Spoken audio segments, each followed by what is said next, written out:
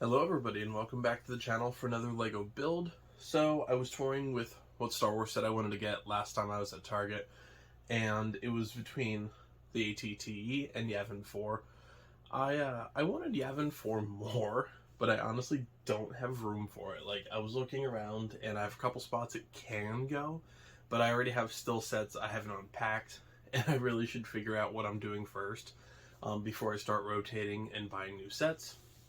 However, my original AT-TE was like 7635 or something like that, which was the Captain Rex set from like 2008. And while that is one of my most valuable sets, it was one of the two unfortunate souls that were just demolished in the move. So I was trying to rebuild it, and then I realized like it already had custom parts in it to make it better, and it just wasn't whole to begin with. So I figured, you know what, I might as well go out, replace it with the brand new AT-TE. That way I can get Commander Cody in his Phase 2 armor, and I can get everything else with it. And plus, I mean, it looks a lot nicer. I think the build's going to be a whole lot better. The original AT-TE build was sketchy in some parts. I mean, it just broke apart pretty much no matter what would happen in terms of movement. So it wasn't the best design, but it was an amazing set. Instead of Phase 2 Rex, we obviously get Phase 2 Cody, which, yeah, obviously everybody wants Rex a little bit more, but Commander Cody is still awesome. It's a minifigure that everyone's been asking for a very, very long time. Now, as for what I'm doing with this set, I'm just replacing the old one in my Battle of Geonosis display. I actually just got it started setting up I would say a couple hours before I actually bought this. I put down some of the brown base plate, got my Republic Attack gunship like actually flying, so that's pretty cool. Once I get this built, and once I get a little bit more detail in there, some of my old clones and everything set up, I'm going to start showing that off. But that is a project I'm definitely working on currently, and this will be a really nice addition to it. You can pick this set up pretty much anywhere. It's not exactly hard to find. The sales for it have been hit and miss. A lot of people do complain that they don't like the quality of the clones, which I do get, but at the end of the day, we're still getting a lot of 332nd troops and some droids as well. Now, this is meant to represent the Battle of Utapau from Revenge of the Sith, which is obviously where Order 66 takes place. I would love to honestly get 3 or 4 of these just for all my displays, so long as I do like the final build, which I'm going to. I have no doubts about that. I would love to do Utapau eventually. Geonosis is just, it has a lot of potential. I can do a lot more detail, and I can fit a lot more stuff in there. Finding Phase 1 clones is hard. Aside from the battle pack last year, that's pretty much been it for a very long time. And then gunships. The Coruscant Guard gunship from The Mandalorian. It's cool. It's a neat Lego. But it wasn't exactly what everyone was looking for. Everyone was looking for an affordable $160 gunship to put with their clone displays. Not necessarily a gunship from the Coruscant or the Mandalorian, but hey, we get what we get. I do want to grab that set just because it's very different, and Commander Fox is awesome, but that's a little bit on the my side bucket list right now. But yeah, so thank you guys so much for tuning in to another build, and I'll see you at the end of the build, folks.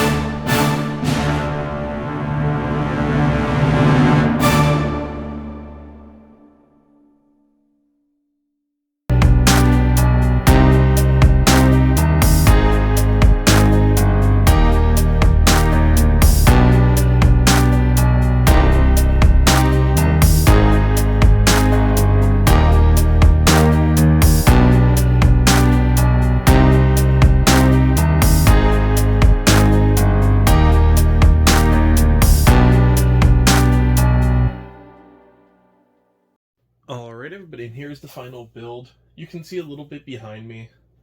I am in fact working, sorry for the probably blinding light.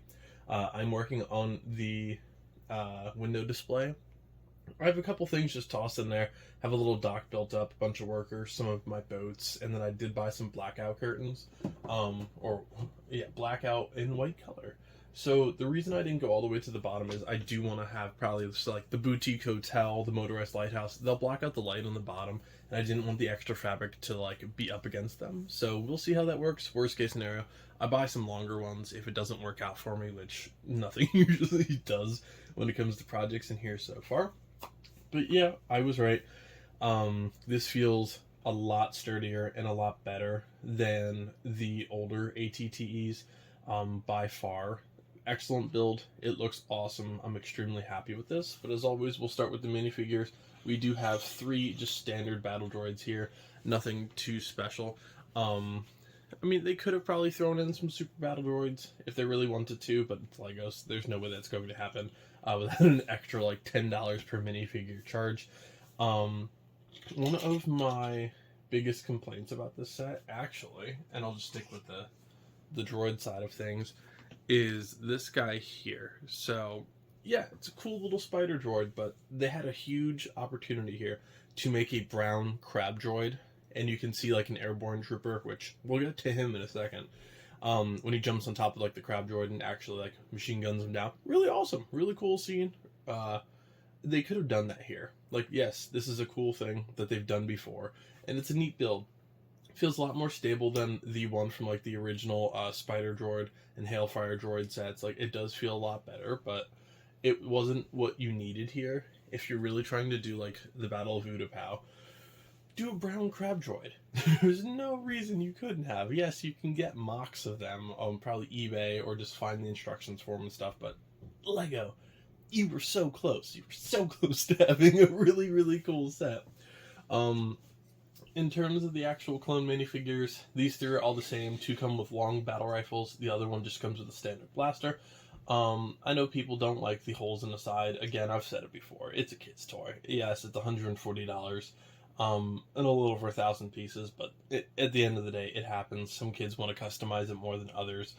It is not the biggest deal in the world. But yep, these 3 are all the same, which brings me to the Airborne Trooper comment. They could have done Airborne Troopers for this, which would have been awesome. They do have that you're just really different helmet, different armor. Some of them even have different blasters. It would have been a really cool thing to just throw one of them in here. And I realize we have one exclusive minifigure, but it just would have made it that much better. I still wish when LEGO did sets like this, similar to how they did Hoth, when they did ATT or the AT-AT, they did a Storm or a Snowtrooper battle pack and a Rebel battle pack from a Rebel Hoth battle pack. That's cool. You can make a whole scene from that. Then they launched the AT-ST. Then they did some other like smaller Hoths. Like, it was perfect. They made an entire lineup dedicated to one theme, and I think I'm perfectly okay with that. Yes, it sucks if you don't want anything from that line, but it happens, you know? Trust me, save your money for other Legos. They're coming. But I think that is what they need to do a little bit more here. Like, yes, we just got, and I think it's still behind me, the 332nd battle pack.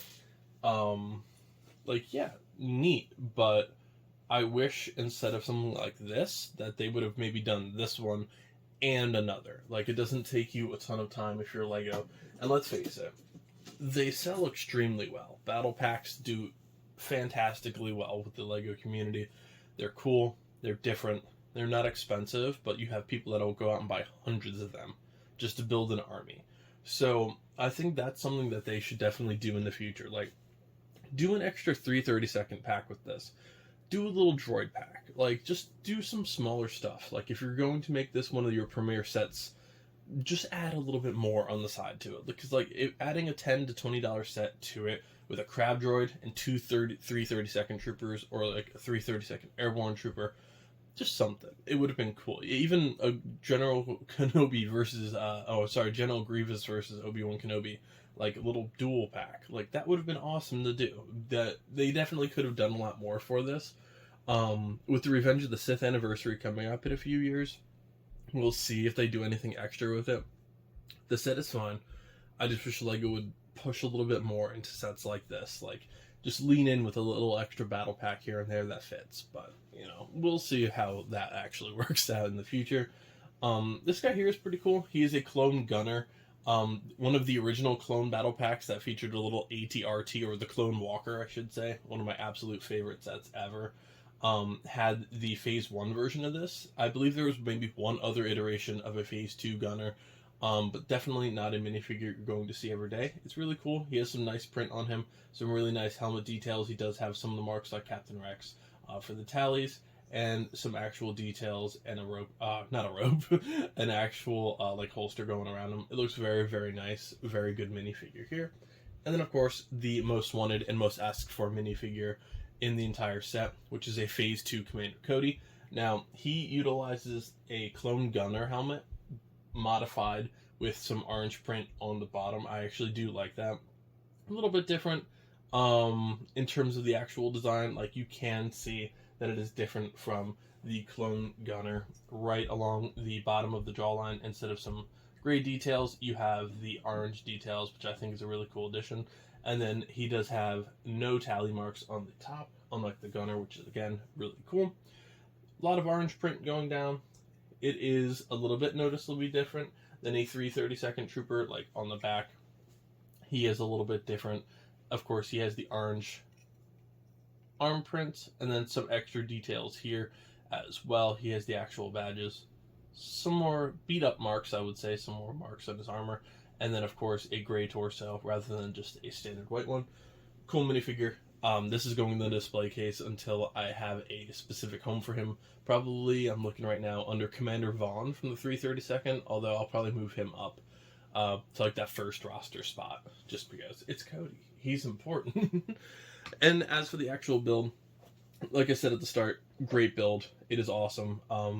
This is more Technic-based than Star Wars-based, so if you're buying this for the first time, there is a lot more like moving parts to this than the average set, which is totally fine by me, but in the past, it's been very fragile, like, pretty durable. You can actually smack this thing around quite a bit if you're going to be playing with it.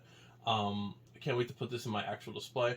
And then if you want to show off any of the interior for this, which the interior is just okay, you'll have some actual details in here, but overall, I'm never going to be displaying the interior for this. It does open up quite a bit, so you will be opening up this slot. The front part here does slide off as well, and the front piece actually opens up as well. So you can do all of that. All of the guns rotate. You can see the interior from both sides, and then you also do, put that back down, do be careful still when you try and lock that in there, because it's going to hide underneath this turret. For the actual corner, just make sure you don't slam that in and break any of the pieces off. Some light sticker work. You have the Galactic Republic symbol and some battle marks and panels on the outsides here. I do really like this mechanism here. It looks really cool. It looks like it should rotate, but it doesn't. Then for the actual back half, of course, these open up as well. And then the larger hatch right in the back here. So right in here, this does rotate down kind of as like a ramp, which is pretty cool. And then on the inside, these pieces right here actually lock together so they can hold a lot tighter, which is a very nice little detail as well. But yeah, inside you just got some seats for your little clone troopers to go in. Nothing too much to write home about, but just a really nice clean look overall. And then that will lock in right there. In terms of the back, you're going to have two turrets. You can see a little bit more of the detail work, and the actual gunner cockpit on the top looks very, very nice. And then on this side, more of the same, relatively similar stickers. Another Galactic Republic sticker here. And then, of course, both sides open up. It's not exclusive to one or the other. And then last but not least, you do have the front portion of the ship here. Pretty cool. Does open up. You have that railing, and you have 4 guns, of course, and then you can position this wherever you want. It also does... Whoops. It also does have 2 stud shooters on the side in case you want to fire them at a sibling. Please be careful if you do so. But yeah, guys, that'll just about do it for this review. Excellent set. Very much worth the money. Very happy with this. I cannot wait to put this into the Battle of Geonosis shelf that I'm building, and I'll be showing that off very shortly once I get just a little bit better along. Just I'm still working on the background. Just want to make it a little bit nicer for you guys. So yeah, thank you all so much for this lovely review. Don't worry, I have tons and tons more coming up. It is almost my birthday, so I'm trying to decide what large set I want to get for that. I'm leaning the motorized lighthouse, but I just haven't decided what project I actually want to start on with it. But yeah, we'll get there when we get there. So I'll see you with the next build. If you're a big fan of video games, Legos, anything like that, feel free to check out the rest of the channel. I upload every single day without fail. About 11 a.m. my time. My computer is currently fighting to download Starfield. My internet decided to crash right at the download period for early access, so I'm going about 1 megabyte per second, and I think it's about 130 gigs. So that's going to be a very painful day for me. Good, and as I literally said that sentence, my camera decided to stop working because of phone storage. So yeah, thank you guys so much for joining me in another review, and I'll see you next time, everybody. Happy building, folks.